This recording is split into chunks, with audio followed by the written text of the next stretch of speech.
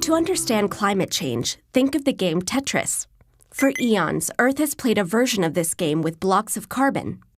They enter the atmosphere as carbon dioxide gas from volcanoes, decaying plant matter, breathing creatures, and the surface of the sea. And they leave the atmosphere when they're used by plants during photosynthesis, absorbed back into the ocean, or stored in soil and sediment.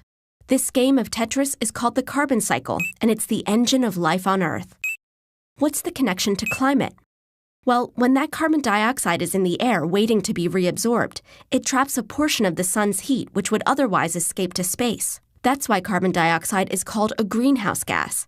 It creates a blanket of warmth known as the greenhouse effect that keeps our Earth from freezing like Mars. The more carbon dioxide blocks hang out in the atmosphere waiting to be cleared, the warmer Earth becomes. Though the amount of carbon in the atmosphere has varied through ice ages and asteroid impacts, over the past 8,000 years, the stable climate we know took shape, allowing human civilization to thrive. But about 200 years ago, we began digging up that old carbon that had been stored in the soil. These fossil fuels, coal, oil, and natural gas, are made from the buried remains of plants and animals that died long before humans evolved.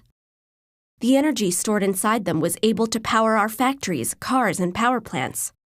But burning these fuels also injected new carbon blocks into Earth's Tetris game. At the same time, we cleared forests for agriculture, reducing the Earth's ability to remove the blocks. And since 1750, the amount of carbon in the atmosphere has increased by 40% and shows no sign of slowing.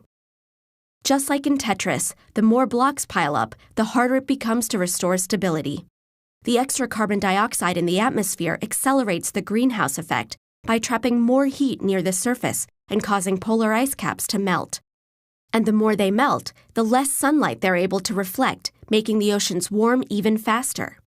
Sea levels rise, coastal populations are threatened with flooding, natural ecosystems are disrupted, and the weather becomes more extreme over time. Climate change may affect different people and places in different ways, but ultimately it's a game that we're all stuck playing. And unlike in Tetris, we won't get a chance to start over and try again.